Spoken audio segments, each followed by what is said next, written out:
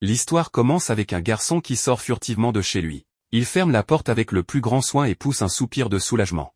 Une fois dehors, il se réjouit d'avoir réussi à sortir la nuit sans que sa famille ne s'en aperçoive. Le garçon commence à penser qu'il devrait dormir pour pouvoir aller à l'école le matin. C'est à ce moment-là que nous découvrons que Yamori-ku, notre protagoniste, souffre d'insomnie. Nous sommes transportés dans un flashback montrant où tout a commencé.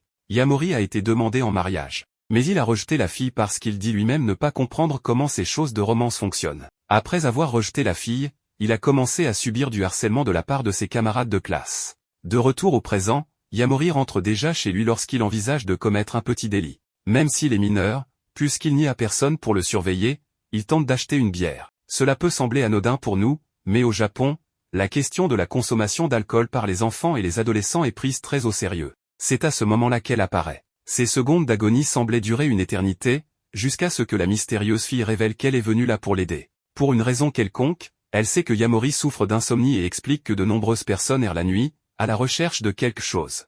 Et elles ont tout un point commun, elles ne sont pas satisfaites de ce qu'elles font pendant la journée. La fille parle aux étrangers et explique aux protagonistes que la nuit, tout est différent. C'est un moment où vous pouvez être libre et vous libérer de vos inhibitions.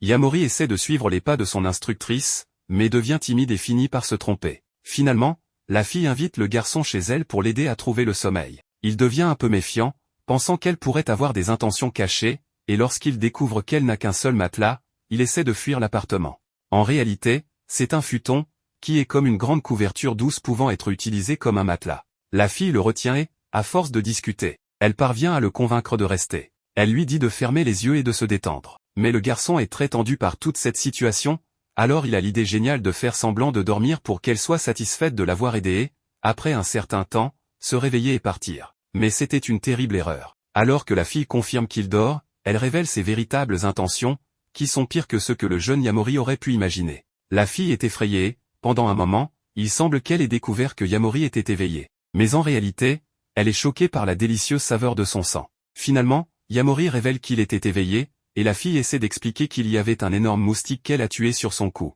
Mais même elle n'est pas convaincue par ce mensonge absurde. Yamori s'inquiète d'être devenu un vampire, mais elle explique que cela relève des films. Pour elle, sucer du sang est comme prendre un repas. Cela demanderait beaucoup de travail si chaque personne mordue par un vampire se transformait en un autre vampire. Cela n'arrive que lorsque l'humain mordu par le vampire est amoureux du vampire. Pendant qu'ils discutent de toute cette histoire de vampire et des différences entre la nuit et le jour, le protagoniste commence à penser à quel point il déteste aller à l'école et comment la nuit, tout le monde semble être plus amusant à fréquenter. Peu à peu, une autre idée dangereuse germe dans l'esprit de Yamori, jusqu'à ce qu'il demande à la fille de le transformer en vampire. Elle devient tout embarrassée, car pour les vampires, c'est presque comme une demande en mariage. Mais Yamori est déterminé et promet de tomber amoureux d'elle. La fille finit par céder, mais dit qu'elle ne fera rien.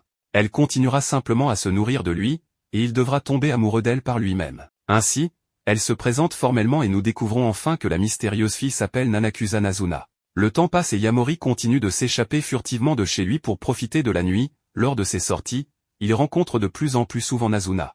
Lors d'une de ces rencontres, ils discutent des habitudes des vampires. Nazuna explique que boire du sang n'est pas seulement une question de nutrition. Comme il est possible de créer un autre vampire de cette manière, pour eux, c'est aussi comme copuler. Elle utilise ce mot et Yamori se sent gêné qu'elle parle de cela si soudainement. C'est drôle de voir que Nazuna parle de copulation sans aucune honte, mais devient gêné et même en colère lorsqu'Yamori parle de sentiments comme l'amour et la passion.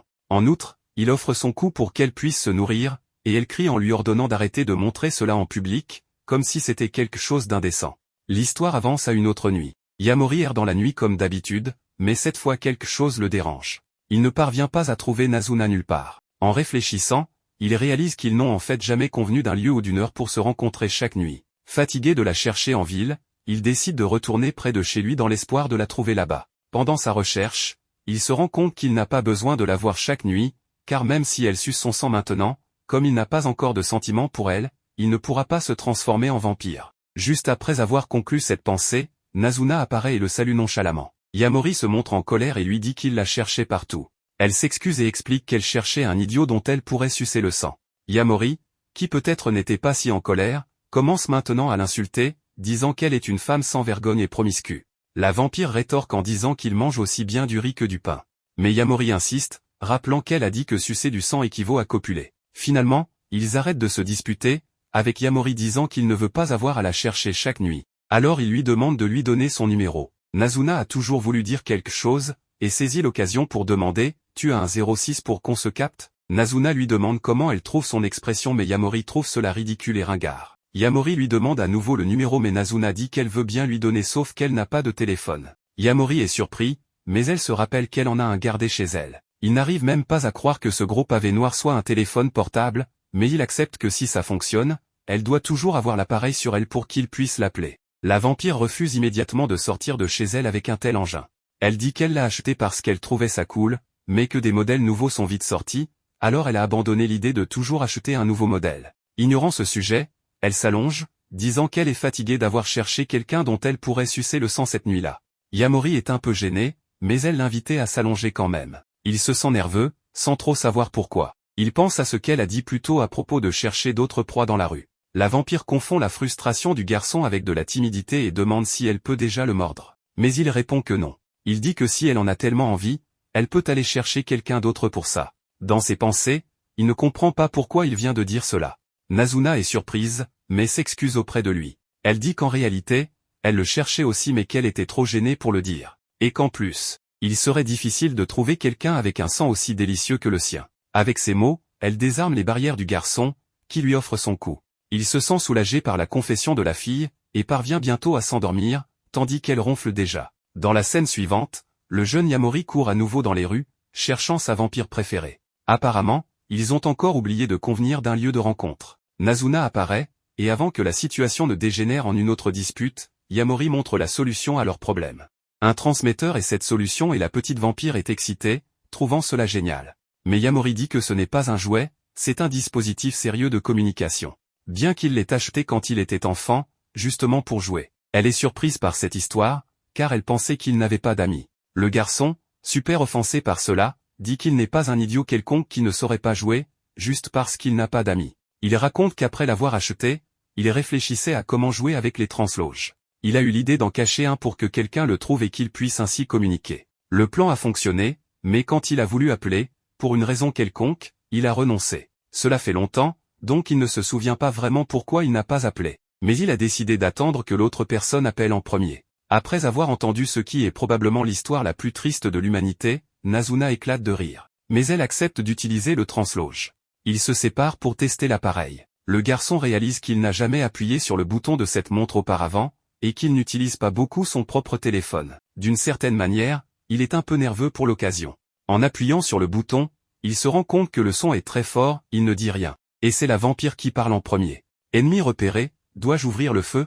Terminé. Pas encore, attendez mon signal, terminé. Ils rient de cette blague et conviennent qu'il est en effet amusant de jouer avec les transloges. Le garçon dit qu'il ressemble à un couple qui vient de commencer à sortir ensemble. Nazuna est déjà assez embarrassée, quand il ajoute « J'espère tomber amoureux de toi bientôt ». La vampire se lève en pensant que son sang sera particulièrement délicieux ce soir. Ils se promènent ensemble en survolant la ville, jusqu'à arriver à son école, où il ne va plus depuis quelques jours. Il dit qu'il n'avait jamais vu l'école de nuit, et elle répond que la nuit transforme tout. Même l'école qu'il déteste pendant la journée ne semble pas si mal au milieu de la nuit. Soudain, elle se rapproche et mord le protagoniste, qui est étourdi par cette audace. Mais il ne se laisse pas faire et réplique en l'appelant par son prénom, ce qui est considéré comme assez intime au Japon. Normalement, ils utilisent juste le pronom ou appellent la personne par son nom de famille. Elle est choquée. Mais il dit qu'il doit bien l'appeler d'une manière ou d'une autre lorsqu'il utilise le transloge. Avec toute la naturalité du monde, il continue à l'appeler par son prénom, et ajoute qu'avant de tomber amoureux, il devrait d'abord commencer par être ami, formalisant ainsi une demande d'amitié. La scène coupe au garçon rentrant chez lui, se demandant ce qu'il est advenu de l'autre montre jumelle qu'il a achetée quand il était enfant. À ce moment-là, sa montre émet un bip. Comme si ce n'était pas assez surprenant, une fille surgit derrière lui, l'appelant par son nom de famille, et lui demande ce qu'il fait. Un peu en arrière, Nazuna demande si Yamori n'a vraiment pas d'amis. Yamori se demande à partir de quand on considère les gens comme des amis, et Nazuna suppose que c'est quand on les considère comme tels. Yamori avait des amis étant enfant, mais se demande s'il est impoli d'appeler quelqu'un un ami alors qu'ils ne se sont pas vus depuis des années. Yamori pense qu'il a gardé son vieux Tokiwoki parce qu'il voulait communiquer avec quelqu'un. Yamori appuie alors sur le bouton d'appel du Tokiwoki. De retour au présent, Yamori se demande pourquoi Akira a son Tokiwoki et elle explique qu'elle ne l'a jamais jeté puisqu'il le lui avait donné. Akira explique qu'ils avaient des classes différentes et que Yamori est devenu plus sociable vers la 6e année et s'est fait beaucoup d'amis, alors elle a manqué sa chance de lui parler à nouveau. Elle attendait qu'il l'appelle sur le Tokiwoki, mais il ne l'a jamais fait. Dernièrement, Yamori a manqué l'école et elle a appelé pour voir comment il allait, mais son talkie-walkie a émis un son. Yamori lui demande s'il lui a donné le talkie-walkie et Akira le nie, mais affirme qu'il l'a laissé dans sa boîte aux lettres. Yamori se souvient l'avoir placé dans une boîte aux lettres mais ne savait pas laquelle était celle d'Akira. Comme ils sont amis, Akira s'inquiète de l'ancienne morosité de Yamori. Elle n'était pas sûre s'il la considérait comme une amie car il était distant, mais à sa manière, il lui a donné un gage de ce qu'il ressentait pour elle. Yamori réalise que tout cela était un malentendu. Il se souvient que quand ils étaient plus jeunes, Akira lui avait demandé de se joindre à elle pour jouer avec les autres enfants, mais Yamori observait des fourmis transportant d'autres insectes morts et a déclaré qu'il s'amusait à sa façon. Comme Akira croyait qu'ils étaient amis, elle s'est jointe à lui pour observer les fourmis ensemble. Yamori accepte cela et salue Akira, car cela fait un moment qu'ils n'ont pas parlé. Il remarque qu'elle est en uniforme scolaire et se demande si elle rentre chez elle maintenant, car il est 4 heures du matin, mais Akira explique qu'elle se rend à l'école. Elle a tendance à se lever tôt et aime faire des promenades matinales avant l'école. Embarrassé, Yamori explique qu'il rentre chez lui. Akira se demande s'ils peuvent se revoir demain à la même heure. Yamori retourne au bâtiment de Nazuna et la contacte avec le talkie-walkie, l'informant qu'il avait en fait un ami. Agacé, Nazuna raccroche et va dormir. Plusieurs nuits plus tard, Nazuna commence à remarquer que Yamori part plus tôt, juste après qu'elle ait sucé son sang vers 3 heures du matin, et plaisante en disant qu'on dirait qu'ils n'ont qu'une relation physique. Yamori dit que ça lui profite, mais Nazuna s'en moque. Elle plaisante en disant qu'il voit probablement une autre femme, et Yamori le nie maladroitement, lui faisant réaliser que c'est en fait vrai. Yamori nie en disant que ce n'est pas ce qu'elle pense et part. Yamori court alors pour rencontrer Akira. Rencontrer Akira après avoir passé du temps avec Nazuna est devenu sa routine. Yamori et Akira ne parlent pas vraiment beaucoup, c'est souvent juste de petites conversations et du temps passé ensemble. Yamori se rappelle qu'Akira était autrefois plus bavarde et vive. Il lui demande si elle s'amuse à passer du temps avec lui et Akira confirme. Yamori commence alors à se demander si elle l'aime vraiment, mais remarque ensuite que Nazuna les espionne. Alors que Nazuna s'approche d'eux, Yamori pense qu'elle est en colère. Cependant, Nazuna est heureuse et se demande à quoi il joue dans un endroit pareil. Yamori ne sait pas ce qu'elle veut dire par là. Akira se demande si Yamori la connaît et Nazuna lui dit de ne pas s'inquiéter car leur relation est juste physique, puisqu'ils s'appellent mutuellement connard et salope. Akira pense qu'ils s'aiment bien, mais Nazuna commence à rougir et veut prouver que tout n'est pas lié à la romance. Elle demande à Yamori de se lever, puis le mord au cou et suce son sang, expliquant qu'elle est un vampire. Nazuna emmène Akira et Yamori dans un bar. Nazuna commande une bière, mais comme ils sont mineurs, Akira commande un petit déjeuner et un café. Akira demande à Yamori pourquoi il la laisse lui sucer le sang et si cela est lié à son absence à l'école. Elle avait décidé de ne pas lui poser la question auparavant, mais elle se demande maintenant pourquoi il la sèche. Yamori s'excuse de ne pas lui avoir dit, mais il ne sait pas comment l'expliquer. Il pensait aller bien, mais à un moment donné, il n'avait plus de plaisir à y aller et ne savait pas comment gérer cette émotion. Akira partage qu'elle aussi n'aime pas aller à l'école ou être à la maison chaque jour, mais qu'elle doit y aller parfois. Elle n'est pas sûre si ses amis sont encore des amis et est contente de l'avoir croisé l'autre jour. Akira lui demande de venir à l'école avec elle car c'est plus amusant pour elle quand il est là. Nazuna trouve Akira intéressante et bien qu'Akira ne croit toujours pas qu'elle est un vampire, Nazuna n'y voit pas d'inconvénient. Nazuna souligne qu'Akira est l'ami de Yamori, mais se demande ce qu'elle a fait récemment car elle n'a ni contacté Yamori ni ne l'a vu depuis un moment. Nazuna se lève alors et décide de partir. En partant, Yamori réalise qu'elle est partie sans payer ses bières. Yamori paie et sort après Nazuna. Il se demande si elle est en colère, mais Nazuna le nie. Yamori ne la croit pas et dit qu'il ne peut pas savoir si elle ne lui dit pas. En colère, Nazuna commence à l'insulter et s'envole. Yamori essaie de la suivre, mais la perd de vue. Yamori cherche Nazuna partout, mais ne parvient pas à la trouver. Il finit par trébucher, en se nettoyant, il réalise qu'il a l'émetteur-récepteur. Il appelle Nazuna et s'excuse pour son ami en secret, mais Nazuna dit qu'elle n'est pas en colère à ce sujet. Yamori n'a pas l'habitude des disputes et ne sait pas quoi faire ni pourquoi elle est en colère, mais il souhaite se réconcilier avec elle. Nazuna apparaît devant lui en se demandant si leur relation mérite une réconciliation. Nazuna explique qu'elle n'est pas en colère, mais qu'elle s'est énervée. Elle se demande pourquoi il n'a pas répondu quand Akira lui a demandé de venir à l'école avec elle. Yamori explique qu'il a hésité à répondre parce qu'il ne savait pas comment dire à une amie humaine qu'il ne voulait pas y aller parce qu'il voulait devenir un vampire. Nazuna remarque qu'il a du sang sur lui à cause de sa chute et finit par l'embrasser pour le sucer. Nazuna souligne qu'il a dit amie humaine et se demande s'il a aussi un ami vampire. Nazuna part alors en disant à son ami Yamori qu'ils se retrouveront demain. Alors qu'elle est partie, Yamori affirme que les amis ne s'embrassent généralement pas. Un des élèves de la classe d'Akira s'est privé de sommeil pour pouvoir jouer à des jeux. Le professeur explique qu'ils doivent dormir la nuit pour s'habituer à un horaire de sommeil sain. Après l'école, Akira rentre chez elle. Elle fait ce qu'elle fait habituellement et va se coucher à 20h30. Yamori sort pour la nuit et se demande où pourrait être Nazuna. Il finit par la trouver assez rapidement à un endroit facile, mais décide qu'il ne veut pas encore lui parler. En se promenant, il pense au baiser et réalise que seuls les couples font ça. Il se demande alors s'il est amoureux de Nazuna et s'il a atteint son objectif de devenir un vampire. Nazuna apparaît, agacée, car elle attend à un endroit où il aurait pu facilement la trouver. Yamori l'invitait à le mordre, affirmant qu'il a accompli son objectif et est tombé amoureux d'elle. Nazuna accepte et suce son sang tandis que Yamori s'excite à l'idée que sa vie humaine est maintenant terminée. Une fois qu'elle a fini, il se demande s'il est maintenant un vampire, mais Nazuna le nie. Elle explique qu'il est probablement confus à propos d'hier, mais que le baiser ne signifie pas qu'il est amoureux maintenant, c'est probablement juste de la luxure. Yamori a honte d'avoir été excité par un simple baiser, mais c'était son premier. Il suppose que Nazuna en a eu beaucoup, mais elle affirme que c'était aussi son premier et que les amis s'embrassent entre eux. Dernièrement, Akira n'a pas bien dormi et se réveille avant minuit. Elle s'habille pour l'école et sort. Yamori la voit, mais est surpris de la voir maintenant car il n'est que minuit. Akira lui dit que son professeur leur a dit qu'il devait dormir. Yamori se demande la même chose à propos d'Akira, mais elle affirme qu'elle dort et vient de se réveiller. Réalisant qu'elle prévoit de ne pas dormir et d'aller directement à l'école, Yamori l'invitait à passer du temps avec lui et Nazuna chez cette dernière. Yamori et Nazuna jouent à Street Fighter 03, mais Nazuna bat Yamori. Nazuna propose à Akira d'essayer et si elle la vainc, elle lui donnera un baiser, mais Akira refuse, ne voulant pas de baiser. Elle se demande alors si Nazuna a fait cette même offre à Yamori. Nazuna confirme, mais Yamori le nie. Nazuna acquiesce et déclare qu'ils s'embrassent de toute façon sans condition. Akira dit qu'elle veut être solidaire, mais qu'elle ne peut tout simplement pas le soutenir s'il est avec un monstre obscène. Nazuna révèle que Yamori ne l'aime pas et leur propose de jouer à un autre jeu. Nazuna sort un jeu de simulation de rencontre où 3 filles demandent à Yamori d'aller à l'école ensemble, mais il refuse. Même dans le jeu, il explique qu'il n'aime tout simplement pas les groupes. Une autre fille le bouscule, s'excuse, ne dit pas grand-chose et part. Yamori déclare qu'il l'a aimé. Nazuna commence alors à le taquiner, lui demandant s'il aime les filles silencieuses à forte poitrine, et Yamori commence à rougir. Akira se détend, réalisant que Yamori n'a pas beaucoup changé et ne fait rien de louche la nuit. Nazuna déclare qu'il est presque 4 heures du matin et veut qu'ils aillent dormir pour qu'elle puisse sucer du sang.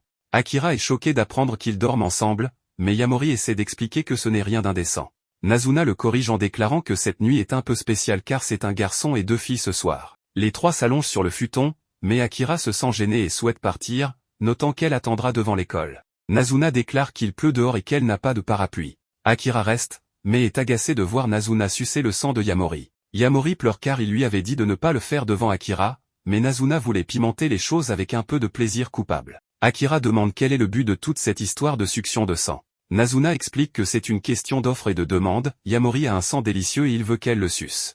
Akira ne comprend pas et se demande pourquoi il voudrait ça. Forcé, Yamori révèle qu'il veut devenir un vampire un jour. Akira est surprise et dit qu'au moins il a un objectif pour l'avenir, car il ne parlait généralement jamais de ce qu'il voulait faire plus tard. Akira suppose qu'il doit être devenu un vampire maintenant, mais Yamori explique que pour en devenir un, il doit d'abord tomber amoureux de Nazuna. Pendant ce temps, Nazuna se sent assez embarrassée et explique que bien qu'elle aime les blagues coquines, elle est gênée par les discussions sur la romance. Nazuna leur demande ensuite d'aller dormir et les 3 se couchent. Akira explique qu'elle est seulement là parce qu'il pleut et qu'elle n'a pas sommeil. Nazuna lui dit de simplement se coucher et qu'elle pourrait s'endormir. Yamori s'excuse d'avoir entraîné Akira dans tout cela, mais il veut lui montrer comment il passe ses nuits. Akira se demande s'il s'amuse et Yamori confirme. En le voyant essayer de tenir ses mains sur lui, Akira lui dit que c'est bien de se détendre et de les poser, et qu'il ne devrait pas s'inquiéter si leurs mains se touchent. Elle lui dit que s'il ne se détend pas, il ne pourra pas dormir. Akira lui dit que même s'il devient un vampire, elle veut toujours être son amie. Cependant, elle essaiera toujours de le faire aller à l'école, car même s'il est un vampire, il doit encore étudier. Akira se retourne et finit par s'endormir. 4 heures plus tard, Akira se réveille en réalisant qu'elle sera en retard pour l'école. Elle réveille Yamori et lui dit qu'elle va partir, lui souhaitant une bonne journée. Nazuna se demande si Akira a bien dormi, expliquant que les gens dorment bien quand ils sont satisfaits de leur journée. Nazuna se réveille, mais il est encore 16h30. Elle passe du temps à jouer à un jeu vidéo, mais s'énerve à 19h50. Elle attend une livraison, mais comme elle ne vient pas, elle vérifie et voit qu'ils ont tenté de livrer à une heure antérieure, à 19h55, et lui ont laissé un avis de passage. Il est passé 20h, mais elle se demande quoi faire. S'ennuyant, elle décide de sortir, mais tout le monde dehors semble morose. Elle trouve un chat et décide de jouer avec lui pendant un moment. Ensuite, elle réalise que le chat sent mauvais et que l'odeur reste sur ses mains. Comme il est un peu plus de 22h, elle décide d'aller se laver dans un bain public. Elle laisse son transmetteur au comptoir et demande à l'homme de l'informer s'il bip pendant qu'elle prend son bain. Elle est agacée que les vampires n'aient pas de reflet et qu'elle ne puisse pas se voir. Son transmetteur sonne et Nazuna sort rapidement du bain. Elle rencontre Yamori, qui remarque qu'elle a l'air différente de d'habitude. En entendant qu'elle a pris un bain, Yamori dit qu'il voulait en prendre un aussi et Nazuna décide qu'ils devraient y aller ensemble, puisqu'elle n'a pas pu finir son bain à cause de son appel. Après le bain, Yamori a une variété de pensées, à la fois bonnes et mauvaises, et se demande si c'est à cause de sa coiffure différente aujourd'hui ou de l'augmentation du flux sanguin dû au bain. Comme il a du mal à se concentrer, il demande à Nazuna de sucer son sang et elle accepte. Yamori avait compris que sucer son sang l'aidait à calmer ses émotions fortes et à clarifier ses pensées. Un peu plus affamé, Nazuna finit par sucer un peu plus de sang. Yamori ressent le besoin de se reposer un peu et voit un endroit qui propose de se reposer et demande à Nazuna d'y aller. Nazuna accepte, mais en entrant, Yamori se rend compte que c'est un endroit pour les couples et les activités de couple, et se sent honteux. Nazuna lui demande s'il a pu évaluer ses sentiments, révélant que lorsqu'elle suce son sang, elle a une idée de ce qu'il pense grâce au goût. Elle se demande si elle était si séduisante après avoir pris un bain qu'il était confus à nouveau. Yamori révèle que bien que son objectif soit de tomber amoureux d'elle, il pense que ressentir de tels sentiments pour une amie est immoral. Nazuna lui dit que les émotions donnent de la variété à son sang et en provoquant ces émotions, elle peut profiter davantage du goût de son sang. Nazuna se souvient ensuite qu'ils peuvent regarder des vidéos osées dans ces endroits et veut en mettre une à plein volume pour mettre la pression aux voisins, mais s'énerve en voyant qu'elle doit payer pour pouvoir regarder de telles vidéos. Plus tard, Yamori se demande combien de personnes Nazuna a sucé le sang pour savoir que le sien a meilleur goût. Cependant, il ne veut pas vraiment savoir de qui en particulier elle a sucé le sang. À ce moment-là, Nazuna voit quelqu'un à qui elle a sucé le sang et le dit à Yamori, qui la trouve assez insensible. Nazuna réalise qu'il est jaloux et ne veut pas entendre parler de ce qu'elle a eu avant lui. Elle lui dit qu'elle a aussi sucé le sang de femme, mais maintenant uniquement de lui. Yamori se demande si elle avait quelqu'un comme lui avant, à qui elle prenait régulièrement du sang, et Nazuna confirme. Yamori devine alors qu'elle prétendait vendre des services coquins. Nazuna trouve cela offensant et lui montre qu'elle travaillait comme câlineuse professionnelle, ce que Yamori considère toujours comme des services coquins puisqu'elle est également habillée en infirmière. Elle lui dit que c'est son uniforme et lui montre une liste de prix où Yamori commande un cours de massage. En se faisant masser, Yamori se rend compte qu'elle faisait en sorte que les clients se détendent et s'endorment, puis elle leur suçait le sang. Nazuna commence à expliquer divers points de pression et leur utilité pour son corps. À la fin, elle est sur le point de lui sucer le sang, mais la sonnette retentit. Nazuna va vérifier et voit un client, ayant oublié de retirer le panneau. Nazuna demande à Yamori de répondre car elle se souvient que la cliente est intéressée par les cours de massage et que ceux-ci sont assez fatigants. Yamori ouvre et invite la cliente, expliquant que la patronne se repose en ce moment. Yamori retourne voir Nazuna, qui commence à jouer à un jeu vidéo. Elle note que c'est une bonne affaire pour Yamori. La cliente est Kiyozumi Shirakawa, 24 ans, une employée de bureau légèrement fatiguée, et Yamori pourra toucher son corps. Yamori s'agace et gronde Nazuna, voulant dire au client de partir. Nazuna lui dit qu'elle ne peut pas la laisser partir. Elle explique qu'elle gagne sa vie avec ce travail, mais qu'en étant avec Yamori dernièrement, elle n'a pas travaillé et n'a pas d'argent. Yamori ne se sent pas vraiment concernée, mais Nazuna précise que profiter de la nuit coûte de l'argent et qu'elle a payé l'hôtel. Nazuna supplie Yamori de faire le massage et lui offre 2000 yens. Yamori n'a jamais fait de massage auparavant, mais Nazuna lui dit de simplement suivre ses instructions. Nazuna lui dit aussi que s'il le fait, elle le récompensera avec un autre baiser. En rentrant chez elle après des verres entre collègues, Kiyozumi Shirakawa remarque que ces événements sont horribles. Elle préfère être chez elle ou même travailler au bureau. Se sentant fatiguée, elle se souvient de l'endroit de Nazuna et à quel point elle l'avait apprécié la dernière fois. Elle décide donc d'y aller voir s'il est encore ouvert. Elle est surprise de voir un jeune garçon l'accueillir. Après avoir attendu un peu, Yamori revient et annonce qu'il fera son massage. Pendant qu'il lui fait un massage, Yamori ne peut s'empêcher de penser aux 2000 yens qu'il va gagner et aussi au baiser en bonus. Kiyozumi lui demande son âge et Yamori révèle qu'il a 14 ans. Cela la surprend, car elle n'avait pas à travailler à cet âge. Apprenant que c'est son premier jour, elle devine qu'il doit avoir des raisons compliquées. Elle lui demande pourquoi il travaille et Yamori révèle que c'est parce qu'il a besoin d'argent et qu'il y a une autre chose qu'il veut faire. Yamori explique qu'il a arrêté d'aller à l'école et, comme il ne pouvait pas dormir, il a commencé à sortir la nuit. Ayant fini par apprécier cette sensation, il voulait continuer à profiter de la nuit. Kiyozumi dit qu'elle comprend ce sentiment. Il y a 10 ans, elle ressentait la même chose, étant sortie la nuit pour acheter quelque chose. Elle a fini par apprécier le silence et a eu l'impression que la nuit était comme un endroit privé pour elle. Elle pouvait même aller au milieu de la rue sans qu'il y ait de voiture. Kiyozumi se demande pourquoi Yamori a arrêté d'aller à l'école et il révèle qu'il s'ennuyait. Kiyozumi révèle qu'elle est venue parce qu'elle se sentait un peu fatiguée. Son travail est amusant mais ne peut pas être fait seule, et elle doit gérer son patron et ses collègues, et prétendre s'amuser. Elle commence à pleurer, déclarant qu'elle n'en peut plus et qu'elle ne veut plus aller au bureau ou boire des verres après le travail. Son téléphone sonne alors et Kiyozumi sait que c'est son patron et qu'elle doit se rendre au bureau. Elle explique qu'on l'appelle à des heures ridicules, mais si elle n'y va pas, elle aura des ennuis. Yamori se demande s'il doit l'arrêter ou non, et si elle part à mi-chemin, s'il sera entièrement payé. Cependant, il réalise ensuite que ce n'est pas important et que Kiyozumi est comme lui. Il devient sérieux et bloque la porte, déclarant qu'elle ne part pas et qu'elle dormira ici. Le massage n'est pas terminé et elle profitera de la nuit. Yamori appelle alors Nazuna qui vient en passant à travers le mur. Yamori lui dit de ne pas laisser Kiyozumi aller travailler. Nazuna accepte et lui dit d'ouvrir la fenêtre. Lorsqu'il le fait, elle attrape Kiyozumi et la jette dehors. La fille pense qu'elle va mourir, mais Yamori saute après elle et Nazuna vient les attraper tous les deux au sol. Yamori s'excuse pour la façon dont ils ont géré la situation, mais il ne veut pas la laisser aller travailler. Il déclare que si c'est si mauvais que ça la fait pleurer, alors elle ne devrait pas avoir à le faire. Kiyozumi lui dit qu'il ne comprend pas et que le travail n'est pas comme l'école, en tant qu'adulte, on doit supporter des choses même si ça fait pleurer. Yamori déclare qu'il veut être un vampire. Il explique que Nazuna est une vampire et qu'il veut qu'elle le transforme en un aussi. Bien qu'il ne connaisse effectivement pas le travail et soit naïf, un patron doit être fou pour l'appeler à 2 heures du matin. Comme les vampires ne sont pas humains, ils n'ont pas besoin d'être rationnels. Kiyozumi réalise qu'il veut devenir un vampire pour continuer à profiter de la nuit, mais admet qu'elle l'envie. Kiyozumi commence à rire de la raison pour laquelle il veut être un vampire. Yamori marche au milieu de la rue en disant qu'il ne veut pas renoncer à cela. Kiyozumi le rejoint, se rappelant la sensation et trouvant cela amusant. Cependant, elle explique qu'elle ne peut pas continuer à le faire car elle est adulte. Elle doit aller travailler, mais espère qu'il pourra devenir un vampire, souhaitant pouvoir en être un aussi. Yamori lui dit alors que s'il devient un vampire, il la transformera aussi. Alors que Kiyozumi part, Nazuna déclare que Yamori a fait une déclaration assez audacieuse. Yamori est d'accord avec ça, car il a juste besoin de la faire tomber amoureuse de lui, et les filles ont tendance à l'aimer. Nazuna demande à Yamori de suggérer quelque chose d'amusant à faire ce soir. Yamori commence à suggérer des choses comme le karaoké, le cinéma, les fléchettes, le skateboard et les jeux d'arcade, mais tout est refusé par Nazuna. Il suggère ensuite une piscine nocturne et Nazuna finit par aimer l'idée. Ils finissent par aller dans un club qui a une piscine nocturne, mais ce n'est rien comme Yamori l'avait imaginé. En attendant Nazuna, il commence à se demander à quoi elle ressemble en maillot de bain, mais quand elle arrive, elle a des vêtements par-dessus et déclare que son maillot de bain est en dessous. Pendant qu'elle va chercher des boissons, Yamori commence à se demander pourquoi c'est plus érotique que d'habitude, alors qu'elle montre plus de peau. Les gens commencent à regarder Nazuna, la trouvant assez attirante. 2 gars essaient de la draguer et, voyant le visage de Yamori, Nazuna décide de le taquiner. Elle déclare que bien qu'elle soit venue avec quelqu'un, il est peut-être parti. Pendant qu'elle parle avec eux, Yamori devient jaloux et va vers eux pour l'éloigner d'eux.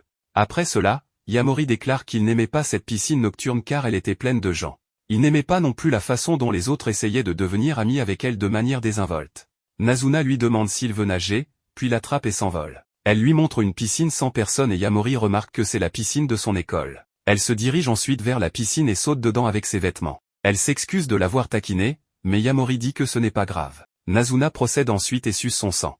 Yamori se demande ce qu'il a ressenti aujourd'hui et s'il lui demandait, si elle lui dirait. Yamori est dehors plus tôt que d'habitude, et il y a beaucoup de monde dans les rues. Il s'inquiète de tomber sur quelqu'un qu'il connaît et, à ce moment-là, quelqu'un appelle son nom. Il se demande s'il doit fuir, mais se retourne pour voir Kiyozumi, qui a fini le travail un peu plus tôt et veut le remercier pour l'autre jour en lui achetant une boisson gazeuse. Il commence soudainement à pleuvoir et Yamori court se mettre à l'abri de la pluie. Il voit des gens utiliser les zones fumeurs comme abri et un gars draguer une fille, mais celle-ci le repousse. La fille le regarde alors et lui fait signe. Yamori ouvre sa boisson, mais à ce moment-là, la fille apparaît devant lui et lui demande ce qu'il en pense. Elle explique qu'il a dû tout voir et que le gars lui a même offert de l'argent. Yamori devine que cela doit être agaçant pour les femmes, mais la fille nie car elle attendait justement qu'on la drague. Yamori se demande pourquoi, et la fille explique qu'elle s'ennuie et qu'elle s'amuse avec les gars qui la draguent pour passer le temps, mais qu'elle ne joue pas avec n'importe qui et que ce gars n'était pas son type. Yamori pense qu'elle prend des risques en profitant de la nuit et regarde son uniforme scolaire pour voir s'il le reconnaît. Elle le voit et lui demande s'il veut un meilleur aperçu, mais Yamori s'excuse et tente d'expliquer qu'il ne voulait pas fixer. Elle prend sa boisson et s'en va. Yamori la suit, voulant récupérer sa boisson, mais elle l'a déjà bu. Elle explique que récemment, rien ne fonctionne pour elle et rien ne l'excite. Yamori sent qu'elle est comme lui et lui dit que tout ira bien. Elle le serre dans ses bras et le remercie en disant son nom complet, juste avant de le mordre. Nazuna apparaît alors et coupe le bras de la fille, disant qu'il est sa proie. La fille déclare que tout le monde parle de Nazuna car elle passe son temps avec un humain idiot. Elle prend son bras et le rattache. Elle déclare qu'elle doit faire de lui une véritable descendance, mais si elle ne le fait pas, elle doit le tuer. Alors qu'elle se précipite vers Yamori, Nazuna l'affronte en combat. Yamori recule, mais une autre fille est derrière lui et l'arrête. Elle dit à Nazuna qu'elles vont emprunter Yamori et s'envole avec lui. Nazuna frappe la première fille et demande où l'autre a emmené Yamori. L'autre fille emmène Yamori dans un endroit où 3 autres femmes l'attendent. En voyant Yamori, elle commente qu'il est assez jeune. Yamori réalise qu'elles sont toutes des vampires. Elle lui offre de choisir l'une d'elles et celle qu'il nommera le transformera en vampire, afin qu'elle n'ait pas à le tuer puisqu'il devient une menace en sachant plus sur elle. Elle se présente sous le nom de Nico Arata, les autres sont Midori Koakobe, Atsuka Suzushiro et Kabura, celle qu'il a amenée là. Celle qu'il a rencontrée plus tôt est Seri Kikyu, et il peut aussi la choisir. Yamori déclare qu'il veut Nazuna, ce qui les surprend. Nico est surprise car elle possède une popularité maximale tandis que Nazuna échoue en amour. Midori déclare que Yamori finira par tomber amoureux d'elle, ce que Nico trouve offensant, mais Midori explique que les vierges n'aiment pas le style de Nico. Yamori ne comprend pas pourquoi elle se dispute et suppose qu'il est vierge. Midori et Nico sont surprises qu'il ne le soit pas, mais Yamori confirme qu'il l'est. Nico pense qu'elle est une bonne candidate pour Yamori et qu'ils s'entendront bien, faisant reconnaître aux autres sa stratégie et qu'elle essaie de le conquérir. Yamori confirme qu'elle ressemble le plus à Nazuna, ce qui l'offense, mais il explique que c'est à cause de sa façon de parler et d'agir, mais se demande si Nazuna n'est pas populaire. Ils expliquent que Nazuna ne cherche pas à être populaire, alors que les vampires essaient de faire des descendants et agissent de manière à attirer les humains. Les filles commencent alors à bavarder sur certaines de leurs conversations. Du côté de Nazuna, elle dit à Seri qu'elle déteste la façon dont elle bavarde. Seri explique que si elle n'a pas l'intention de le transformer en vampire, elle le met juste en danger. Nazuna déclare qu'il a des plans pour faire un descendant, et Seri se demande s'il est sérieux et ne ment pas juste pour s'en sortir. Seri se détend et pense que Yamori n'est qu'une diversion, et dit à Nazuna qu'elles le transformeront ou le tueront. Midori dit à Yamori qu'elle veut en savoir plus sur lui et quel est son type de fille idéale, ce qui fait comprendre aux autres qu'elle utilise sa tactique habituelle. Midori déclare qu'elle aime être proche des gens avec qui elle parle et veut s'asseoir à côté de Yamori, ce qu'il accepte. Midori se demande si Nazuna est le type de Yamori, mais il le nie. Elle se demande alors si elle est son type, mais dit qu'il vaut mieux qu'il ne réponde pas, car si c'est non, elle sera dévastée. Les autres pensent immédiatement qu'il dira oui, mais Yamori déclare que s'il doit choisir, il dira non. Yamori explique qu'il ne comprend pas vraiment ce qu'aimer quelqu'un signifie. Midori n'est pas spécifiquement un non, mais il ne comprend tout simplement pas ce qu'est un oui. Atsuka lui rappelle que s'il ne choisit pas l'une d'elles, elles le tueront. Nico dit qu'elles ne veulent pas vraiment le tuer, mais s'il n'a pas l'intention de devenir un vampire, elles ne peuvent pas lui permettre de continuer à voir Nazuna. Yamori déclare alors qu'il veut en fait devenir un vampire, ce qui les choque. Elle se demande si Nazuna est au courant, et Yamori explique que c'est pour cela qu'il veut tomber amoureux de Nazuna. À ce moment-là, Nazuna arrive et l'entend. Elle se demande si elle est énervée, mais Atsuka vérifie son visage et dit qu'il est tout rouge et qu'elle ne pourra pas parler pendant un moment. Yamori vérifie si elle va bien, mais elle lui dit de ne pas lui parler. Les autres expliquent que c'est pourquoi elle n'est pas populaire et comment elle aurait dû réagir. Nazuna veut partir avec Yamori, mais elle l'arrête en voulant savoir comment elle compte le faire tomber amoureux d'elle. Kabara est sûre que Nazuna n'a aucun plan car elle ne s'implique jamais avec elle. Elle n'a jamais fait de descendant et se demande pourquoi Yamori est spécial pour elle et pourquoi elle est intriguée de connaître le goût préféré de Nazuna. Kabara dit à Yamori de traîner avec elle quand Nazuna est occupée, mais Nazuna l'arrête en lui disant de retirer ses mains de sa proie ou elle la tuera. Nico les arrête, mais explique qu'elles veulent vraiment savoir pourquoi il est spécial et pourquoi elle passe du temps avec lui. Yamori déclare que Nazuna a trouvé son sang délicieux et qu'il a décidé de devenir un vampire. Ils ont un accord, elle suce son sang et le transforme en vampire. Midori explique qu'elles ne peuvent toujours pas faire confiance à Nazuna, car elle pourrait mentir et n'avoir aucune intention de faire des descendants.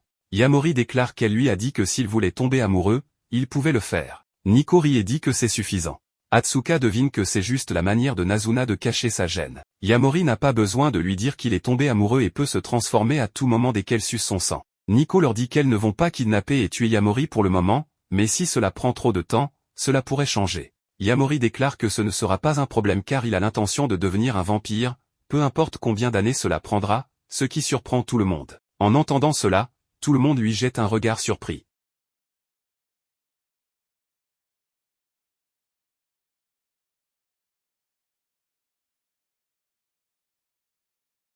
Yamori se demande alors ce qui se passe et Nico lui dit qu'il y a une limite de temps, à partir de la première fois où on vous suce le sang, vous avez 1 an pour vous transformer en vampire, sinon vous ne vous transformerez jamais. Yamori se tourne, choqué, vers Nazuna qui déclare nonchalamment qu'elle l'avait oublié. Après un moment, Nazuna dit qu'ils vont partir, mais en voyant les filles s'amuser, elle se tourne vers Yamori et lui rappelle qu'il n'a toujours pas reçu la récompense pour le massage de l'autre jour. Elle l'embrasse, surprenant tout le monde. En partant, Yamori déclare que Nazuna est assez inhabituel, même pour un vampire, mais il est heureux de l'avoir rencontré. Yamori partage l'information sur la limite de temps avec Akira, qui trouve cela mauvais. Yamori est d'accord, disant qu'on passe généralement des années à construire son avenir, mais qu'1 an est trop court. Cependant, Akira explique qu'elle ne parlait pas de ça, mais que puisqu'un humain connaît tant de choses sur les habitudes des vampires, il est une menace et ils vont le tuer. Yamori dit que c'est bon, qu'ils l'ont laissé partir, mais Akira explique que s'il ne se transforme pas en 1 an, il restera humain et sera une menace. Yamori réalise alors que sa situation est sérieuse et commence à se demander s'il n'a qu'1 an à vivre. Le matin, Akira se dirige vers l'école mais est surprise de voir Mahiru allongé sur les escaliers de l'école. Mahiru s'excuse et explique qu'il s'est amusé toute la nuit et s'est endormi sur les marches. Akira dit qu'il est un bon élève et se demande pourquoi il était dehors toute la nuit. Mahiru dit qu'il aime une personne, mais apparemment cette personne ne peut passer du temps avec lui que la nuit. Akira devine que c'est une femme plus âgée, en espérant que ce n'est pas un vampire, mais Mahiru se demande ce qu'elle voulait dire. Mahiru se demande si Yamori ne vient pas à l'école ces derniers temps et Akira confirme. Mahiru espère que tous les 3 pourront passer du temps ensemble comme avant. Akira se demande quand ils ont passé du temps ensemble, ce qui surprend Mahiru car il semble que lui seul pensait qu'ils étaient amis. Akira dit qu'il a beaucoup d'amis et qu'elle peut à peine se souvenir des moments où ils n'étaient que tous les 3. Avant d'aller en classe, Mahiru dit qu'il essaiera de parler à Yamori, mais s'il n'y arrive pas, Akira devrait lui dire que Mahiru s'inquiétait pour lui. Akira se souvient du moment où elle et Yamori observaient les fourmis et Mahiru les avait rejoints, se demandant si c'était intéressant. Il demande ensuite à Yamori de venir jouer au baseball avec eux.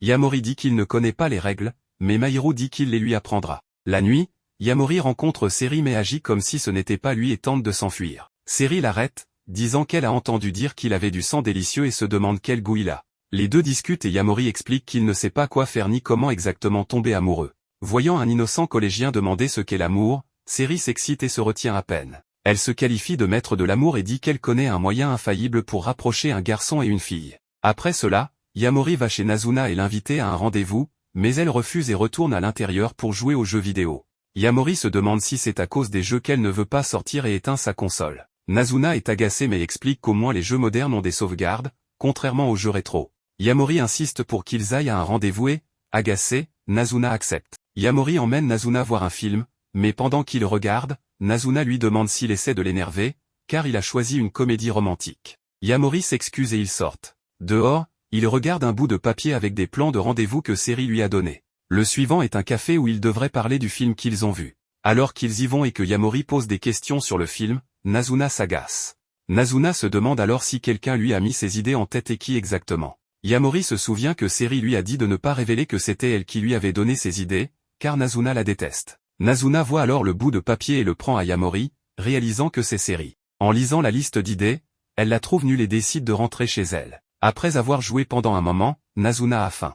Elle voit la liste et va chez Yamori, lui demandant s'il veut faire la dernière partie de sa liste, un repas avec vue sur les lumières de la nuit. Elle prend Yamori et survole la ville, se demandant ce qu'est un rendez-vous et si c'est ce qu'ils ont toujours fait. Nazuna veut qu'ils fassent ce qu'ils font toujours, car elle trouve ça amusant. Nazuna procède ensuite à sucer son sang. Pendant qu'il cherche Nazuna, Yamori voit Mahiru avec un autre garçon et 2 filles. Il se fige un moment mais, comme Mahiru ne le voit pas, il se détend et constate que Mahiru n'a pas changé. Cependant, Mahiru l'a reconnu et se retourne pour lui parler. Les deux vont ailleurs, où il y a moins de gens. Yamori est surpris que Mahiru ait réussi à le reconnaître après tant de temps, mais Mahiru affirme que c'est naturel car ils sont amis. Yamori se rappelle qu'il s'est toujours demandé à partir de quel moment les gens étaient amis, mais il avait considéré Akira et Mahiru comme ses amis. Comme Akira était une fille, il n'était pas vraiment sûr de comment interagir avec elle, mais les choses étaient beaucoup plus faciles avec Mahiru. Yamori remarque que Mahiru est parfait, il a de bonnes notes, excelle en sport et les gens l'aiment. Sa famille possède une boutique de fleurs. Être considéré comme l'ami de Mahiru rend Yamori heureux. Alors que les deux parlent de la facilité avec laquelle ils se remarquent mutuellement, Akira apparaît. Mahiru se demande si elle rentre chez elle, mais Akira dit qu'elle sort en fait. Akira dit alors à Mahiru que Yamori sèche l'école car il traîne avec une fille, mais elle veut que Mahiru lui dise d'aller à l'école. Mahiru se demande si passer du temps avec une fille est amusant, et Yamori confirme. Il reçoit un message et s'excuse car il doit rencontrer quelqu'un, puis les quitte. Akira dit à Yamori qu'il agit de manière mielleuse avec Mahiru car c'est son modèle, mais Yamori affirme qu'il est le modèle de tout le monde. Akira décide de rentrer chez elle et de dormir un peu plus. Nazuna cherche Yamori mais voit Mahiru. Nazuna apparaît alors et demande à Yamori de lui tenir la main. Nazuna dit que dès qu'elle le quitte des yeux, il s'en va, mais Yamori la corrige en disant que c'est elle qui fait ça. Seri reçoit un message d'un gars, mais comme elle perd de l'intérêt pour lui, elle continue de l'ignorer. Elle aperçoit ensuite Yamori et se précipite pour le serrer dans ses bras, mais Nazuna lui donne un coup de genou au visage. Yamori trouve cela exagéré puisqu'elle ne lui avait rien fait, mais Nazuna, qui ne l'écoute pas, demande si Seri a fait quelque chose à Yamori. Lorsqu'il le nie de nouveau, Nazuna explique qu'elle déteste simplement Seri et que sa jambe a réagi d'elle-même. Seri se relève alors, et les deux se disputent. Par la suite, Seri explique qu'elle n'a aucune intention de blesser Yamori. Nazuna se demande pourquoi Seri essaie de se rapprocher de lui, car selon elle, il n'est pas normal pour un vampire d'essayer de se lier d'amitié avec un humain sans aspirer son sang. Seri devient silencieuse un moment et admet que Nazuna a raison, affirmant qu'elle voulait juste jouer avec lui un peu, avant de partir. En s'éloignant, Seri reçoit un autre message du même gars, mais elle commence à s'énerver. Yamori court alors vers elle et lui demande si tout va bien et si elle veut parler de quelque chose, puisqu'elle a mentionné récemment que les choses ne sont plus aussi amusantes. Seri affirme qu'elle a menti, mais Yamori n'en est pas convaincu, pensant qu'elle ne mentait pas vraiment, et suppose que les vampires peuvent aussi avoir des problèmes. Seri l'invitait alors à faire du karaoké, et Yamori accepte. Au karaoké, Seri explique qu'elle est très populaire, mais que c'est pénible de devoir gérer tous ces gars. Yamori pense qu'il la comprend, car lui aussi est agacé par les gens qui pensent que la romance est l'essence de la vie. Seri suppose que c'est pour cela qu'il est avec Nazuna, mais elle précise qu'elle peut toujours tuer les gars si les choses deviennent compliquées. Puisque déjà sur place, Seri propose qu'il chante. Cependant, elle se met en colère parce qu'il se contente de chercher des chansons sans essayer de la rejoindre ou de faire autre chose. Yamori explique qu'il ne connaît pas la chanson et qu'il n'a pas regardé la télé récemment. Seri le laisse alors choisir une chanson. Après qu'il l'a choisie et chantée, Seri se rappelle que la chanson date de plusieurs décennies et se demande pourquoi il l'aime, mais Yamori ne voit pas de problème à l'apprécier. Elle admet que c'est une bonne chanson, et c'est la première fois qu'elle en entend une entière de ce genre. Elle se demande s'il y en a d'autres de ce groupe. Soudain, un gars commence à frapper violemment à la porte, et Yamori se demande s'il ne s'est pas trompé de salle. Seri s'excuse et lui rappelle qu'elle est populaire. Le gars continue de frapper tout en répétant son nom. Yamori trouve cela effrayant, mais Seri ne veut rien faire à ce sujet. Elle explique que cela arrive souvent, et que ces gars sont pénibles. Yamori s'inquiète qu'il puisse entrer, mais Seri affirme qu'il n'a pas le courage de le faire. Elle le salue, ce qui pousse le gars à reculer. Yamori se demande si c'est là le problème que Seri rencontre et lui demande ce qu'elle souhaite faire pour améliorer sa situation. Seri déclare que Yamori devrait essayer de lui donner des conseils appropriés, car sinon, il ne prendra pas plaisir à passer du temps avec elle et devrait simplement rire et ignorer la situation. Elle ajoute que la solution est simple, elle peut tuer les gars quand elle le souhaite. Yamori trouve cela arrogant, mais Seri rétorque que ce sont les humains qui sont arrogants, car ils ne se soucient pas des morts mais sont contre le fait de tuer. Yamori précise qu'il ne voulait pas dire cela, et qu'il y a des moments où il faut tuer, mais avec ce gars-là, elle peut résoudre le problème en discutant. Le gars entre alors dans la pièce, se demandant s'il se dispute à cause de lui. En voyant ses yeux, Yamori réalise qu'il est inutile de tenter de raisonner avec lui. Seri déclare que c'est une perte de temps et qu'il est plus facile de le tuer rapidement. Elle se jette sur lui, mais Yamori intervient et sort le gars de la pièce. Seri lui dit que s'il se met en travers de son chemin, elle le tuera aussi, mais Yamori demande au gars de s'enfuir. Les deux réussissent à s'échapper, et le gars demande à Yamori ce qu'il représente pour Seri. Yamori répond qu'il n'est rien pour elle et lui pose la même question. Le gars se demande alors ce qu'il est pour Seri et qui il est vraiment. Yamori devine qu'il aime Seri et lui demande de lui parler de ses sentiments amoureux. Le gars se rappelle comment il a rencontré Seri un jour où il a trébuché et perdu ses lunettes, mais Seri était là pour les lui rendre. Elle l'a invité à prendre un verre, et là, il lui a parlé de l'expression l'amour est aveugle, expliquant que lorsqu'on est amoureux, le cerveau libère plus de dopamine, ce qui est similaire à la prise de certaines drogues. Le gars suppose que Seri lui a parlé ce jour-là parce qu'il était ivre et avait trébuché, et qu'elle a eu pitié de lui. Il était d'accord avec cela et appréciait qu'elle flirte parfois avec lui pour lui remonter le moral. Il sait qu'il n'est ni son petit ami ni son ami le plus proche, mais il veut la voir. Cependant, les moments où il ne la voyait pas semblaient longs, et il a commencé à se demander avec qui elle passait du temps et pourquoi elle se plaignait de lui. Il a alors commencé à lui envoyer des messages. Yamori lui explique que Seri s'est effectivement plainte, mais pas de lui en particulier. Il a probablement senti, à travers leurs interactions limitées, qu'elle ne pense pas beaucoup de bien de lui. Seri arrive alors et déclare qu'il est temps de le tuer, expliquant qu'elle est un vampire. Yamori refuse de la laisser faire, et tandis que Seri se précipite sur eux, Nazuna intervient pour l'arrêter, ayant écouté la conversation grâce à la montre de Yamori. Seri affirme qu'elle ne tuera pas Yamori, alors Nazuna la relâche. Cependant, Nazuna se demande pourquoi Seri a soudainement décidé de tuer, ce qui l'intrigue. Le gars demande qu'on arrête tout, affirmant que ce n'est pas la faute de Seri et qu'il avait oublié qu'il ne devait pas tomber amoureux car ils étaient amis. Seri révèle qu'elle n'avait jamais eu l'intention de transformer Akihito en son progéniture, mais qu'elle voulait juste traîner avec lui de temps en temps. Seri en a assez de créer des progénitures, mais elle n'a personne avec qui parler. Elle est fatiguée que la romance soit une partie de chaque interaction humaine qu'elle a, mais elle ne sait pas comment être simplement amie et agit inconsciemment pour faire tomber les gens amoureux d'elle. Seri dit à Akihito qu'il devrait arrêter de se voir et agir comme si rien ne s'était passé. En les regardant, Yamori réalise qu'il est difficile de gérer Seri, et qu'Akito est plutôt raisonnable. Il trouve cela ridicule qu'elle apprécie d'être son amie mais qu'elle ait l'intention de le tuer pour ne pas gâcher cette relation. Il suggère qu'il devrait en parler d'abord en tant qu'ami. Seri explique à Akito qu'elle est un vampire et que la relation entre Nazuna et Yamori est une exception, car ce genre de relation ne fonctionne généralement pas. Bien qu'elle dise qu'ils ne se verront plus, elle commence à pleurer et déclare qu'elle ne veut pas arrêter d'être son amie, car c'est amusant. Akito répond qu'il a aussi passé de bons moments, mais qu'il est tombé amoureux. Il veut rester avec elle et lui demande si elle fera de lui sa progéniture. Elle lui demande s'il en est certain, et il confirme. En les regardant, Yamori trouve cela injuste, car lui aussi aimerait cela. Nazuna devine qu'il a trouvé cela injuste et lui dit qu'ils peuvent y aller doucement. Pour l'instant, elle veut juste sucer son sang. Seri invite alors tout le monde à faire du karaoké pour célébrer son nouveau progéniture. Midori travaille dans un med café, mais reçoit un message d'une collègue lui disant qu'elle ne pourra pas venir travailler ce soir. Ne sachant pas quoi faire, Midori hésite à appeler ses amis vampires, craignant que cela ne se transforme en un concours de popularité. Elle aperçoit alors Nazuna et Yamori, et s'enthousiasme en pensant que Nazuna est parfaite pour l'aider, puisqu'elle n'est pas populaire auprès des garçons.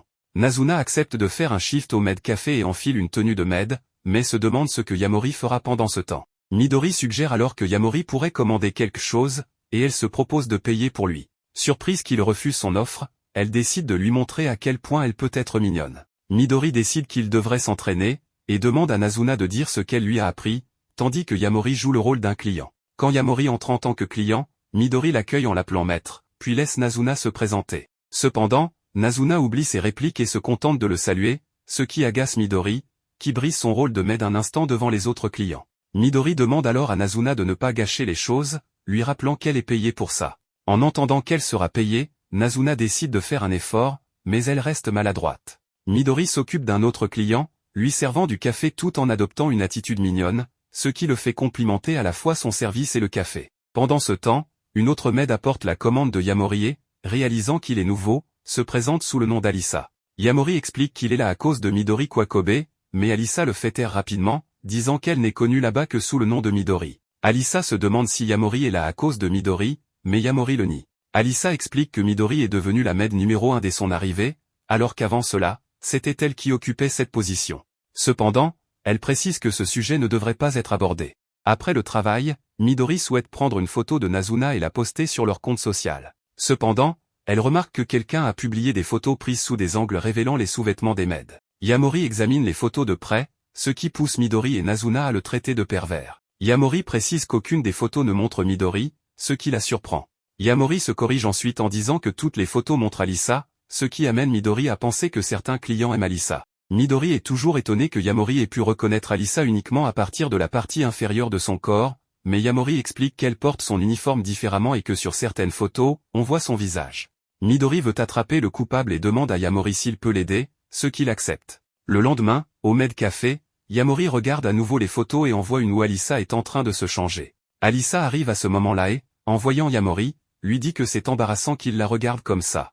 Cela surprend Yamori, qui s'excuse. Il se demande ensuite comment quelqu'un pourrait prendre une photo pendant qu'elle se change, puis remarque la fenêtre qui donne sur un balcon.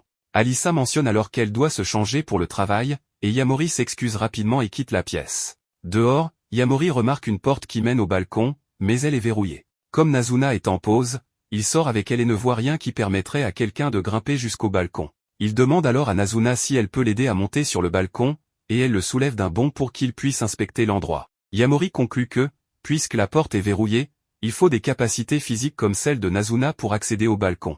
Alissa ouvre alors la fenêtre et est surprise de les voir, mais Nazuna explique qu'il cherche le coupable et lui dit de rentrer pour se changer pour le travail. Quand Alissa quitte la pièce, Yamori prend des photos de l'endroit et déclare que l'angle est proche, mais qu'il manque encore quelque chose.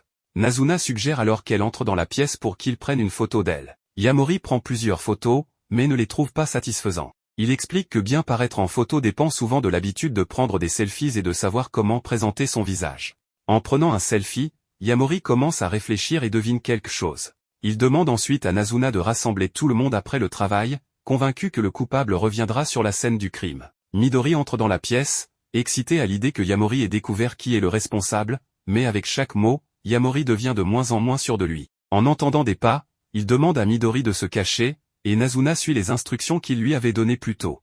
Yamori et Midori finissent par se cacher dans un casier. Alissa entre dans la pièce, et Nazuna lui dit qu'elle est la dernière à partir et qu'elle rentre chez elle. Pendant qu'ils sont cachés dans le casier, Yamori explique à Midori qu'il se cache parce que le coupable arrive après qu'Alissa soit seule. Il a inspecté les photos, et toutes ont été prises quand il n'y avait ni autre personnel ni client, et après les heures de fermeture. Ils entendent alors la fenêtre s'ouvrir, et Yamori dit à Midori que c'était la seule façon d'en être certain. Il ouvre ensuite le casier et voit Alissa en train de préparer un selfie. Yamori s'excuse, mais demande à Alissa pourquoi elle prend des photos d'elle-même. Midori demande à Yamori comment il a deviné, et il explique que les photos étaient trop bien cadrées. Si quelqu'un cherchait juste à prendre des photos compromettantes, il ne se soucierait que de les capturer, mais ces photos semblaient trop soignées. De plus, un élément crucial manquait, la plupart des photos de voyeurs incluent des images sous les jupes, mais celle-ci n'en avait aucune, ce qui l'a amené à se demander si c'était intentionnel. Yamori demande à nouveau pourquoi, et Midori est surprise qu'il n'ait pas compris cette partie plus tôt. Alissa était numéro 1, mais maintenant elle est numéro 2, et cela doit la frustrer. Elle a fabriqué un faux voyeur pour prouver qu'elle est toujours populaire et satisfaire son besoin de reconnaissance. Alissa déclare qu'elle va démissionner, mais pendant qu'elle parle, Midori lui dit que tout va bien et que ce qu'elle fait n'est pas si mauvais ni si étrange. Après tout, de nombreuses personnes travaillant au Med Café, y compris Midori, essaient en quelque sorte de satisfaire leur propre désir de reconnaissance. Nazuna, ayant fini par apprécier le salaire au Med Café, décide de continuer à y travailler de temps en temps. Un soir, Alissa, en congé, visite le café et s'assoit à côté de Yamori. Alissa explique qu'elle prenait souvent beaucoup de selfies, parfois dès le matin, et qu'avant de s'en rendre compte, la journée était déjà passée. Mais elle n'aurait jamais imaginé que quelqu'un lui dirait que c'est une chose acceptable à faire. Elle a envoyé une photo à Midori, et celle-ci lui a dit qu'elle l'aimait bien. Alissa demande alors à Yamori s'ils pourraient prendre une photo ensemble. Nazuna a gagné un peu d'argent en travaillant comme femme de ménage et a décidé de s'acheter des choses. En prenant plaisir à dépenser son argent, elle décide d'améliorer la qualité de son service de câlin pour le rendre plus rentable. Elle envoie ensuite le protagoniste chercher de nouveaux clients. Le protagoniste se met donc à chercher des personnes qui semblent très fatiguées. Il aperçoit une femme en train de fumer sur un pont, qui a l'air épuisée. Il lui fait remarquer qu'elle semble très fatiguée et lui demande si elle veut discuter un peu, ce à quoi elle accepte. Ils se rendent dans un café, et le protagoniste lui explique qu'il ne cherchait pas à la draguer, ce qui la déçoit un peu, car elle s'était sentie excitée à l'idée qu'un jeune garçon soit intéressé par elle, étant donné qu'elle se sentait assez seule récemment. Le protagoniste lui explique qu'il cherche des clients pour un service de câlin et qu'il recherche des personnes en manque de sommeil, mais précise que c'est la propriétaire de l'entreprise qui s'occupe des câlins. En entendant qu'il travaille à temps partiel, elle cite la loi sur le travail, précisant qu'une personne de moins de 18 ans ne peut pas travailler après les heures de travail, et dit qu'elle pourrait le dénoncer. Le protagoniste panique un instant, mais elle lui dit qu'elle plaisantait. Elle lui conseille d'être plus prudent quant aux personnes qu'il aborde, ajoutant qu'elle n'aime pas les câlins mais préfère dormir seule. Le protagoniste mentionne qu'il propose également des massages, ce qui l'intéresse, car elle travaille toute la journée. Le protagoniste lui demande sur quoi elle travaille, et elle lui donne une carte de visite où il voit son nom, Anko Ugizu, détective privé, ce qui l'excite. Anko lui demande s'il est souvent dehors à cette heure-ci, et le protagoniste confirme. Elle lui demande ensuite s'il connaît Akihito Akiyama, mais le protagoniste ne reconnaît pas le nom. Anko lui montre alors une photo et précise que ses amis l'appellent Aki. Le protagoniste le reconnaît, mais devient nerveux et prétend qu'il ne le connaît pas. Anko remarque sa nervosité et le tire vers elle en lui demandant s'il ne le connaît vraiment pas. Elle prend son pouet, en entendant son battement de cœur, elle le relâche. Elle laisse de l'argent supplémentaire pour les boissons et lui dit que la monnaie est pour lui. Elle lui demande de l'appeler s'il entend quoi que ce soit au sujet d'Aki et lui dit d'essayer vraiment de la draguer la prochaine fois, puis elle part. En entendant ce qui s'est passé, Nazuna est déçue et déclare qu'elle n'est pas intéressée à faire quoi que ce soit à moins qu'elle ne reçoive de l'alcool. Le protagoniste s'y attendait et en a apporté avec l'argent qu'Anko lui avait donné, ce qui rend Nazuna heureuse.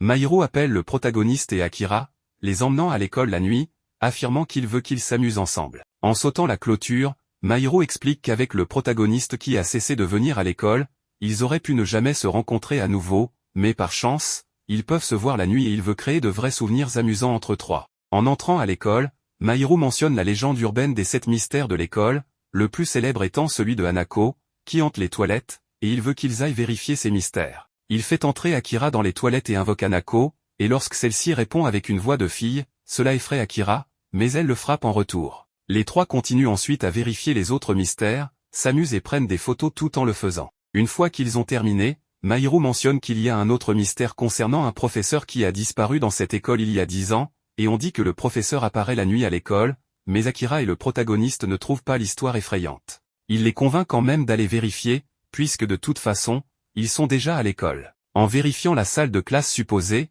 il trouve une personne debout au milieu de celle-ci. Le professeur se demande pourquoi ils sont là la nuit, car c'est dangereux. Il déclare qu'il se retenait, et qu'aujourd'hui était son dernier jour, mais que c'est leur faute s'ils sont venus. Le professeur saute alors sur Akira en déclarant qu'il préfère les femmes. Mairo essaie de le tirer loin d'Akira pendant que le protagoniste reste immobile, se demandant pourquoi un vampire se trouve ici. Il attrape ensuite une chaise et frappe le professeur pour l'éloigner d'Akira. Le protagoniste sent que quelque chose est différent et devine qu'il s'agit d'un vampire, mais il le trouve négligé et en détresse. Le professeur leur dit de s'enfuir avant qu'ils ne perdent le contrôle. Anko arrive alors, déclarant qu'elle suivait une autre piste mais qu'elle a tout de même trouvé le jackpot. Le professeur dit qu'il ne voulait rencontrer personne, mais qu'il ne peut plus se retenir et a besoin de sang. Anko montre son cou, et il lui saute dessus. Elle ouvre les bras et le serre dans ses bras, le laissant la mordre, mais un moment plus tard, il se retire en criant de douleur, affirmant qu'elle a un goût très mauvais. Anko explique qu'elle n'avait trouvé aucune piste sur lui, mais qu'elle est désormais sûre que, depuis qu'il est devenu un vampire il y a 10 ans, il n'a jamais mangé correctement. Il s'était retenu pendant 10 ans, mais aujourd'hui était son point de rupture. Yamori se demande pourquoi il n'a pas bu de sang. Anko répond que personne ne voudrait devenir un vampire, et le vampire confirme qu'il a été piégé. Anko lui dit qu'elle le laissera mourir en tant qu'humain et lui met un anneau en argent dans la main, lui ordonnant de ne pas résister pendant qu'elle lui parlait le calme. Le matin arrive, et il se transforme en poussière. Anko déclare que le professeur disparu depuis 10 ans est mort aujourd'hui en tant qu'humain, bien qu'il était censé mourir naturellement de toute façon aujourd'hui. Elle se réintroduit en disant qu'elle travaille sur des affaires impliquant parfois des personnes disparues à cause des vampires. Le protagoniste se demande pourquoi elle l'a tué alors qu'elle avait dit qu'il allait de toute façon mourir aujourd'hui. Anko lui demande s'il aurait dû vivre une vie de monstre. Il a lutté pendant 10 ans sans savoir ce qu'il était devenu. Elle dit au protagoniste qu'il ne sait rien des vampires et qu'elle ne le laissera pas accomplir son rêve idiot. Le protagoniste réfléchit aux paroles d'Anko et admet qu'il ne sait effectivement rien des vampires. Il va voir Nazuna, qui est impatiente de boire un peu de sang, et le protagoniste accepte. Cependant, lorsqu'elle le serre dans ses bras pour sucer son sang, il se rappelle du professeur vampire qui a perdu le contrôle et la repousse. Elle se demande ce qui s'est passé, et le protagoniste lui parle du vampire qui a perdu le contrôle. Nazuna devine qu'il était affamé et ne pouvait plus se contrôler. Le protagoniste lui demande alors si cela lui arrive aussi, mais elle lui dit de ne pas la comparer à lui et que c'est quelque chose dont il ne doit pas s'inquiéter. Nazuna propose ensuite de faire une promenade. Elle mentionne qu'elle a entendu dire que les vampires meurent après 10 ans s'ils ne boivent pas de sang. Elle raconte avoir entendu parler de certains qui sont devenus vampires, n'ont pas pu l'accepter et sont morts sans jamais se nourrir. Le protagoniste lui dit que la détective a affirmé qu'elle l'empêcherait de devenir un vampire, bien qu'il n'ait pas encore renoncé à cette idée, il s'inquiète car elle sait comment tuer un vampire. Il ne veut pas que Nazuna meure à cause de lui, mais c'est la première fois qu'il ressent que les vampires sont effrayants. Le protagoniste s'excuse pour plus tôt et dit qu'il va bien maintenant, qu'elle peut sucer son sang. Le protagoniste rencontre ensuite Mahiru, qui lui demande pourquoi il veut devenir un vampire, sachant que le vampire qu'ils ont rencontré a failli tuer Akira. Il se demande ce qu'il veut faire en devenant un vampire. Le protagoniste commence à se demander ce qu'il veut vraiment faire et si c'est la liberté, mais il se demande aussi s'il n'est pas déjà libre. Il ne pense pas que ce soit à cause de Nazuna, car il passe du temps avec elle pour devenir un vampire et ne pense pas que ce soit par amour, car il essaie de tomber amoureux pour devenir un vampire. Comme le protagoniste ne répond pas et continue de réfléchir, Mahiru lui demande encore une fois s'il va tromper les gens et leur sucer leur sang, ou s'il ne boira pas de sang et finira par perdre le contrôle comme le professeur. Mahiru lui dit qu'il n'a pas besoin de répondre maintenant, mais qu'il doit y réfléchir. Nazuna veut visiter la maison du protagoniste, et il l'emmène. Elle commence à explorer, mais trouve étrange de ne pas trouver de magazine pour adultes. Elle se demande où sont les parents du protagoniste, et celui-ci explique que sa mère est probablement en train de travailler, tandis que son père n'est plus là depuis le divorce. Nazuna se demande si le protagoniste a reconsidéré sa décision et s'il est incertain en ce moment. Le protagoniste révèle que Mahiru lui a demandé pourquoi il voulait devenir un vampire, et après y avoir réfléchi, il déclare que c'est parce qu'il aime la nuit. Cependant, il a récemment découvert que ce n'est pas toujours amusant. Il est d'accord avec cela, mais pas si cela devait blesser ses amis. Il s'amuse déjà et Nazuna est impatiente de faire de lui son descendant, donc il ira bien même s'il ne devient pas un vampire. Nazuna lui demande pourquoi il pense que la nuit est amusante pour lui, et le protagoniste répond que c'est à cause de la liberté. Nazuna est d'accord, mais si on va plus loin, c'est parce que c'est une vie hors du commun. Elle se demande s'il ressent toujours la même exaltation chaque nuit que lors de la première nuit où il est sorti, car sa vie nocturne est devenue une vie ordinaire. Nazuna dit que tout ce qui est hors du commun ne dure jamais longtemps, et que devenir un vampire est ennuyeux. Elle s'excuse de lui avoir menti et explique que cela fait des décennies qu'elle est devenue un vampire et qu'elle s'est toujours ennuyée. Le protagoniste se demande pourquoi elle ne lui a montré que les aspects amusants, et Nazuna suppose que c'est parce que c'est ainsi qu'elle voulait être. Le protagoniste appelle Anko, et ils se rencontrent. Anko s'attendait à ce que le protagoniste l'appelle pour une relation amoureuse, mais est déçu qu'il ne l'ait pas appelé pour cela. Elle se rend compte qu'il veut parler des vampires, et le protagoniste lui demande ce qu'elle sait à leur sujet. Anko révèle alors qu'elle connaît son nom complet, qu'il vit avec sa mère, qu'il est bon à l'école, quels sont ses hobbies, qu'il n'a aucune expérience amoureuse mais aime les filles avec une grosse poitrine, qu'il n'a pas de magazines érotiques mais sauvegarde parfois des images sur son téléphone. Le protagoniste est choqué par le nombre de détails qu'elle connaît, mais Anko révèle qu'elle plaisantait et qu'elle ne faisait que spéculer. Le protagoniste lui demande pourquoi elle est contre le fait qu'il devienne un vampire, et elle lui explique que, du point de vue humain, les vampires sont mauvais. Bien que les humains puissent causer du malheur à d'autres humains, elle ne peut pas permettre à des non-humains de causer un malheur qui ne devrait pas exister. Anko lui demande s'il peut vraiment affirmer qu'il se portera bien en buvant du sang humain ou s'il ne boira jamais de sang et vivra dans la douleur pendant 10 ans. De plus, étant donné qu'il n'est toujours pas tombé amoureux malgré de nombreux contacts, Anko doute qu'il devienne un jour un vampire. Anko lui demande s'il envisage qu'il pourrait manquer de désir romantique, et si c'est le cas, elle n'a pas besoin de s'inquiéter de l'arrêter. Cependant, cela devient un problème car il connaît l'existence des vampires, et même le vampire qu'il a invité, Nazuna, pourrait être en danger, et les deux pourraient être tués. Anko lui dit de faire son choix, vivre en tant qu'humain ou devenir un vampire et se faire tuer par elle. S'il choisit de rester humain, il n'a pas besoin de s'inquiéter des vampires, car elle les tuera tous. Le protagoniste ne peut pas accepter que tous les vampires soient aussi mauvais, car ils ont des similitudes avec les humains. Anko est d'accord avec sa décision, mais appelle ensuite la police et signale qu'un jeune garçon se promène la nuit et qu'elle s'inquiète. Elle lui dit ensuite de courir chez lui avant qu'il ne perde ses précieuses nuits. Le protagoniste court vers chez lui, frustré de ne pas avoir pu poser toutes les questions qu'il voulait poser, comme comment elle a tué un vampire, pourquoi son sang avait un goût à la fois mauvais et bon, et comment elle en savait tant sur les vampires. Le protagoniste entend les sirènes de la police et se cache alors dans une aire de jeu.